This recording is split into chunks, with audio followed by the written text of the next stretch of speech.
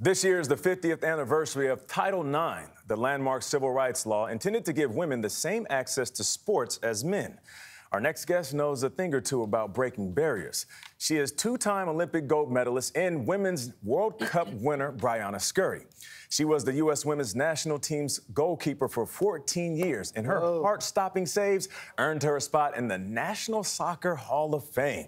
Scurry also made her mark as the only black openly gay player on the field until a concussion changed her life forever.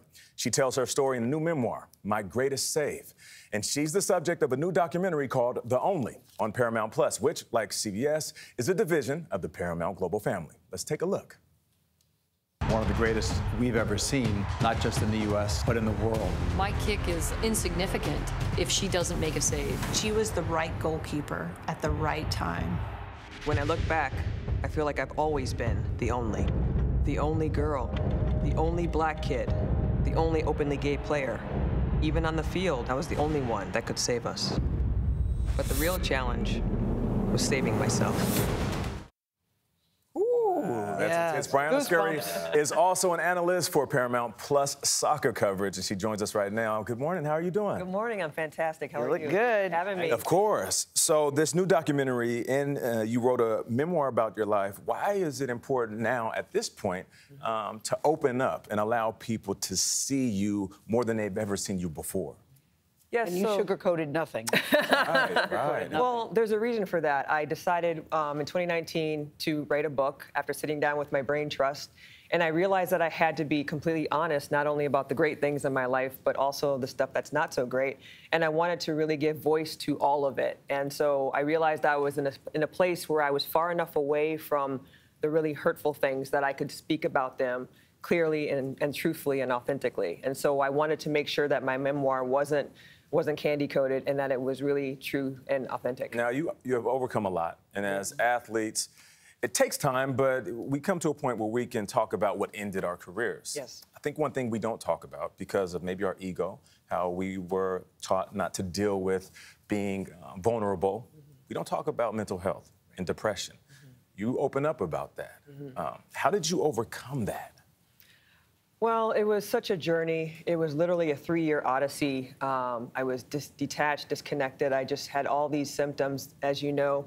But also the emotional side, like you said, is something that we really don't talk about much. So I really wanted to give voice to that as well. So one, I finally got the right care that I needed and got a procedure called occipital nerve release, where I had nerves dug out of the back of my neck. That was the source of great headaches. Wow. And then I was able to go from there to getting a whole year of therapy for all the other things that were wrong, and finally was able to get out of it when I was thrown a lifeline in my deepest depression, and I was finally able to get to the point where I could get help and make a rise from there. You write so movingly in the book, and it's shown in the documentary too. And I'm so glad to see your gold medals here, because that's a whole nother story. Yeah. You're standing on a bridge. You were thinking about, I'm going to jump in, I'm going to take my life. You had had a traumatic brain injury.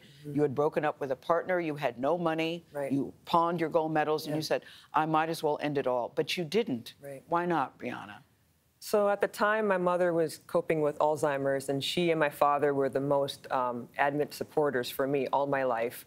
And the thought of somebody knocking on her door, notifying her that her baby was gone, was something I just couldn't bear, and that's what kept me from doing it. Yeah, and you said you've walked away and you've never thought about it since. Right. I'm so glad to hear that. Thank you. And your gold medals, in your deepest despair, you pawned your gold medals. You take a job at a bank as a bank teller. Yep. I can't imagine. What would you like, 20s, 30s? I can't imagine you doing that. That didn't last very long. Right. But you pawned your gold medals because you needed money that badly. I did. I was in such despair. Everything was crumbling around me. I just remember sliding deeper and deeper into that depression. And at the time, I was declared totally disabled temporarily at the time. And so I was getting insurance checks from the insurance company, but they would, sometimes pay them, sometimes not pay them, and string me along. And so I had to get stability. Yeah. And the only thing I had of value were my medals. Do you think you've gotten credit for your career? You know, you have that famous game, Brandi Chastain took off her shirt and won, you know, when you won. But you saved the kick. I did. You saved the kick that allowed the you. U.S. to win. Yes, I did. And all the focus was on her, not dissing Brandi at all. Of course But not. there was, do you feel, hey, what about me? Did you ever feel that? Or did you feel snubbed or neglected? People felt that for you, but did you? Even as you came out of the game, when you started to reflect on your career, Yeah. Right, did you feel underappreciated? I did feel underappreciated. That's a great word.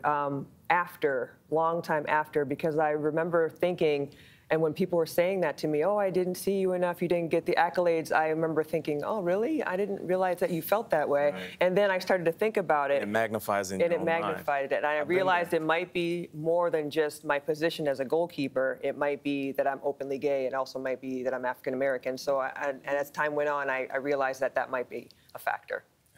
You've called your wife the greatest angel of all, and I see that beautiful ring there. How did she change your life?